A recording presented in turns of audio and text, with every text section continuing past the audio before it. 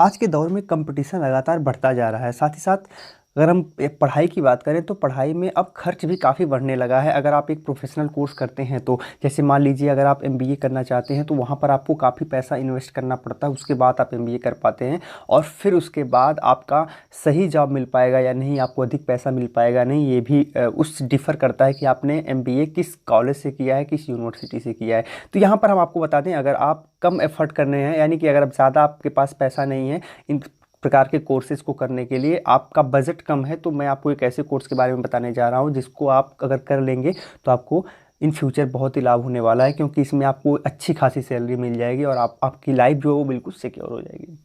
Guys, मैं बात कर रहा हूँ आईटीआई की। आईटीआई कोर्स के बारे में आज मैं आपको पूरा इन्फॉर्मेशन दूंगा कि किस प्रकार से इसमें आप अपना कैरियर बना सकते हैं, क्या कुछ इसकी योग्यताएं हैं, किस प्रकार से एडमिशन होता है, कितने ट्रेड होते हैं, कौन सा ट्रेड आपके लिए बेस्ट है और कितने % जॉब के चांस है। ये सारी चीज़ें हम डिस्कस करेंगे, तो आप पूरी वीडियो से लास्ट तक बने रहिएगा। चलिए स्टार्ट करते हैं। दोस्तों, अगर हम आईटीआई की बात करें तो आईटीआई का फुल फॉर्म होता है इंडस्ट्रियल ट्रेनिंग इंस्टीट्यूट, औद्योगिक प्रशिक्षण संस्थान। तो इसके फुल फॉर्म से आप समझ गए होंगे कि आईटीआई में आपको करना क्या पड़ता है। यानी कि आप जो इन फ्यूचर किसी कंपनी में जाते हो, आप वहाँ पर जो आपको कंपनी में कार्य करना पड़ता है, जो जॉब आप करते हो, उसी जॉब का यहाँ प्रशिक्षण दिया जाता है। अर्थात आपका कौशल डेवलप किया जाता है, आपको ट्रेनिंग पहले से दी जाती है, तो आपकी समझ उस जॉब के प्रति बहुत ही बेहतरीन हो जाती है। तो आईटीआई में सबसे पहले आपका जो पॉइंट है वो यही है कि आपको औद्योगिक रूप से प्रशिक्षण किया जाता है, प्रशिक्षित किया जाता है।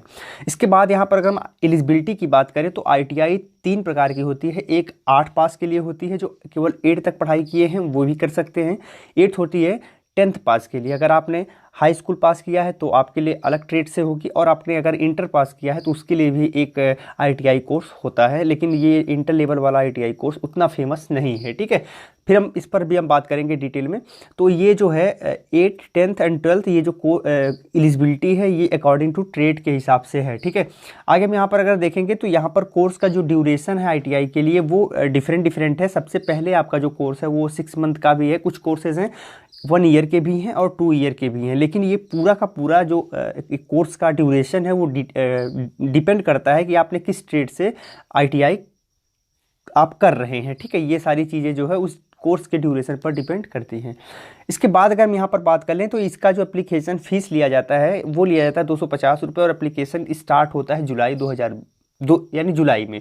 तो आपको बता दें, अगर आप 2020 में आईटीआई करना चाहते हैं तो आप जुलाई में बिल्कुल अवेयर हो जाइए। जुलाई में इसका फॉर्म आता है, फॉर्म भरिएगा, उसके बाद आपका एंट्रेंस एग्ज़ाम होगा और फिर उसके बाद उसी मेरिट के बेसिस पर आपका फाइनल सिलेक्शन होगा। ठीक है, तो आपका जो सिलेक्शन होता है वो आप कितने नंबर प्राप्त करते हैं उससे होता है। तो अगर आप बहुत अच्छे मार्क प्राप्त कर पाएंगे तो आपको गवर्नमेंट कॉलेज मिल जाएगा।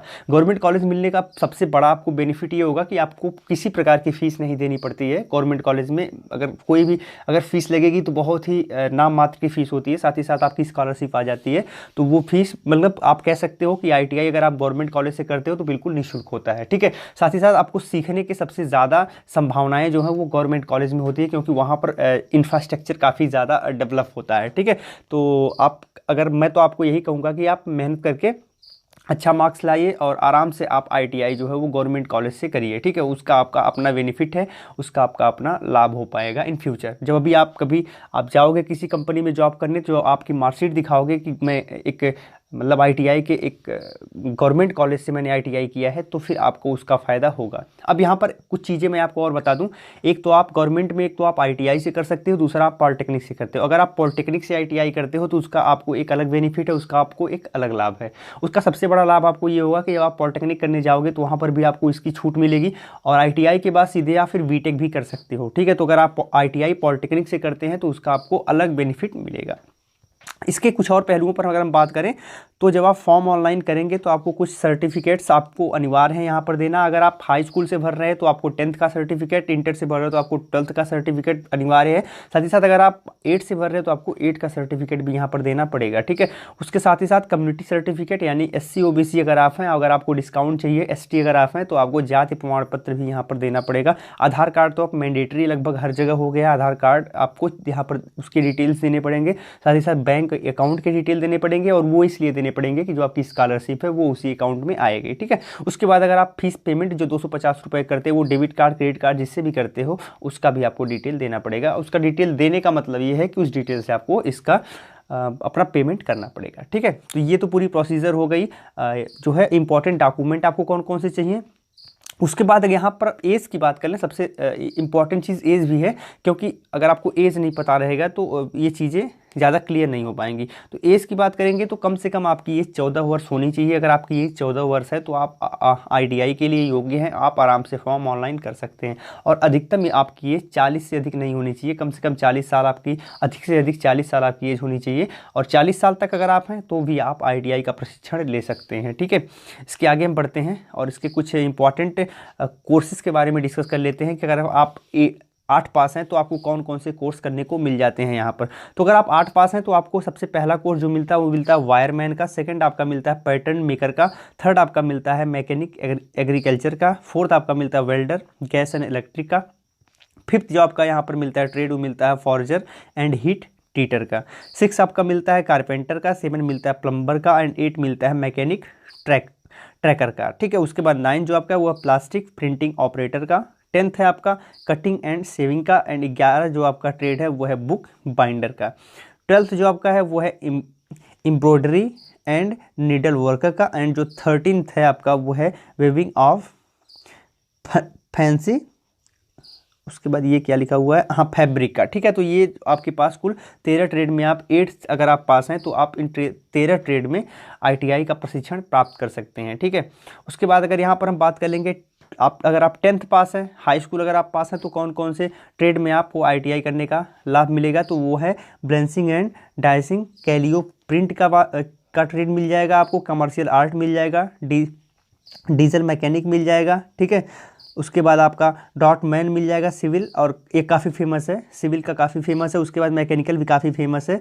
तो उसके बाद आपका जो नेक्स्ट आता है वो आता है dress making.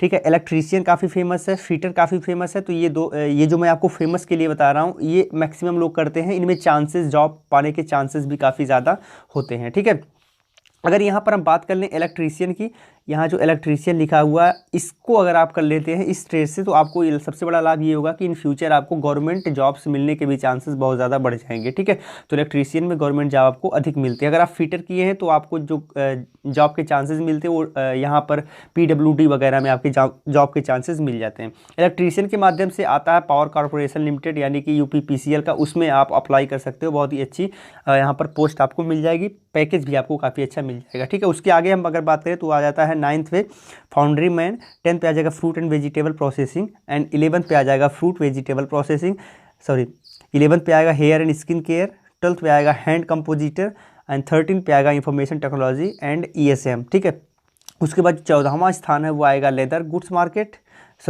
Good maker and 15 पे आ जाएगा लेटर प्रेस मशीन मेंडर।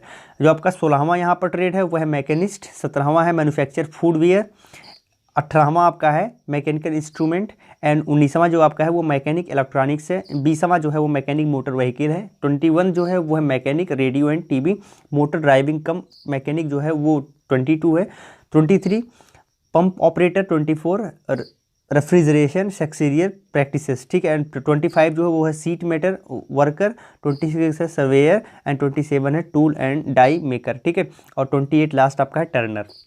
तो ये सारे ट्रेड्स हैं जो कि आप 10th के बाद इन सबको कर सकते हो। गाइज यहाँ पर जो मैंने आपको अभी मॉक किया है वो काफ़ी फेमस है, यहाँ पर फिटर काफ़ी फेमस है, इलेक्ट्रीशियन काफ़ी फेमस है।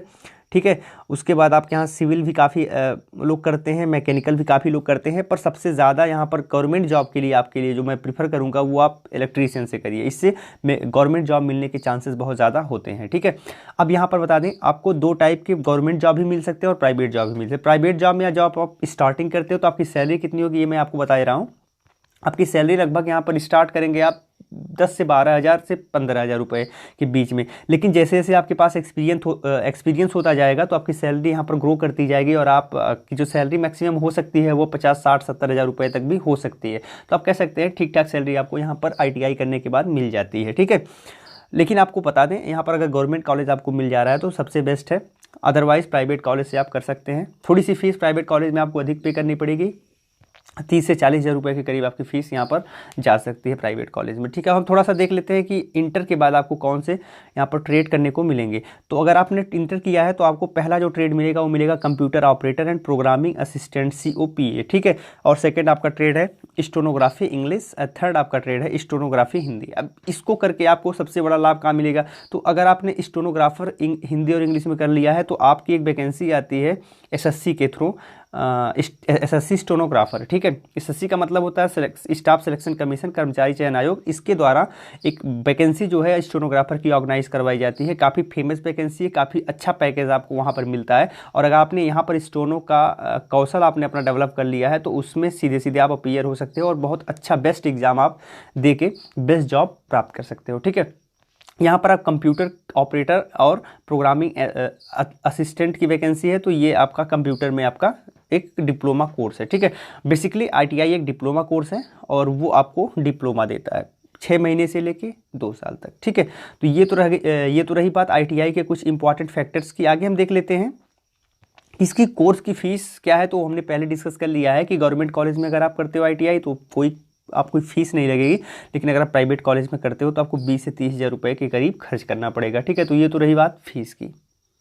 इसके बाद जो हमारा अगला पॉइंट है वो ये है कि ITI के बाद आप क्या क्या कर सकते हो। तो ITI के बाद एक कोर्स आता है अप्रेंटिस करके, अप्रेंटिस आप कर सकते हो। अप्रेंटिस अगर आप कर लोगे तो इससे इसका फ़ायदा ये हो जाएगा कि आपके पास एक एक्स्ट्रा डिग्री आपके पास ITI के बाद हो जाएगी और जॉब प्राप्त करने में, साथ ही साथ आपके प्रमोशन में ये काफ़ी बेनिफिशियरी होगा अप्रेंटिस। ठीक है, उसके बाद आप ITI के बाद आप एक कोर्स कर सकते हो CTI करके, सेंट्रल ट्रेनिंग इंस्टीट्यूट आप कर सकते हो। CTI करने का फ़ायदा ये होता है कि आपको ITI वालों को पढ़ाने का अवसर मिलता है। ठीक है, ITI में आप टीचर बन सकते हो। उसके बाद जो नेक्स्ट आता है वो आता है पॉलिटेक्निक। तो ITI के बाद आप पॉलिटेक्निक कर सकते हो और पॉलिटेक्निक बेसिकली 3 वर्ष का कोर्स है। तो यहाँ पर आपको सेकेंड ईयर में एडमिशन सीधे मिल जाएगा अगर आपने ITI किया है तो। ठीक है, और अगर आपने ITI पॉलिटेक्निक से किया है तो आपको सीधे BTech में एडमिशन मिल जाएगा। तो ये सारी चीज़ें जो हैं यहाँ पर डिफ़र करती हैं ITI को करने के बाद। ठीक है, तो उम्मीद करते हैं कि यहाँ पर सारी इन्फॉर्मेशन जो है आपको प्राप्त हो गई होंगी, कब एडमिशन लेना है और बहुत सी चीज़ें। ठीक है,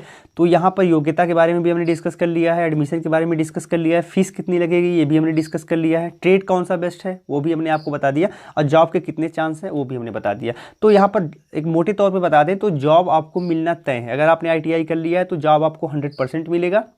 ये हो सकता है कि जो ITI करने के अगले 2 से 3 साल आपको थोड़ा सा स्ट्रगल करना पड़े, कम जॉब पे आपको ज्वाइन करना पड़े, पर इन फ्यूचर आपका जो है वो फ्यूचर आपका बहुत ही ब्राइट होने वाला है, बहुत ही बेस्ट होने वाला है ITI करने के बाद, क्योंकि फ्यूचर में आपको 50 से 60 हज़ार रुपये तक का भी पैकेज आसानी से मिल सकता है। ठीक है, और अगर आपने गवर्नमेंट कॉलेज से ITI किया है तो पूछना ही नहीं है। और अगर आपने ITI के बाद अपना पॉलिटेक्निक भी कर लिया तो वो सारी चीज़ें आपके स्किल को और भी डेवलप करेंगी, आपके जॉब के चांसेस को और बढ़ा देंगी। गाइस, हम जल्दी ही पॉलिटेक्निक से संबंधित वीडियो अपलोड करने वाले हैं, तो अगर आप पॉलिटेक्निक करना चाहते हैं तो वो वीडियो आप ज़रूर देखें। साथ ही अगर इसके बाद भी आपकी कोई क्वेरी रह गई है, किसी प्रकार का प्रश्न रह गया, तो आप हमें कमेंट कर सकते हैं या फिर डायरेक्ट आप हमारे फेसबुक पेज पर जुड़ सकते हैं। उसकी लिंक आपको इसी वीडियो के डिस्क्रिप्शन में मिल जाएगी, या तो फिर आप मेरे चैनल के अबाउट में जाएंगे तो वहाँ पर भी आप डायरेक्ट पेज पर जुड़ सकते हैं। वहाँ पर आप सीधे प्रश्न पर पूछ के हमसे हम उसका उत्तर ज़रूर देंगे, तो वहाँ पर आप सीधे हमसे प्रश्न कर सकते हैं। ठीक है, तो गाइज आज के लिए इतना ही, फिर मिलते हैं अगली वीडियो में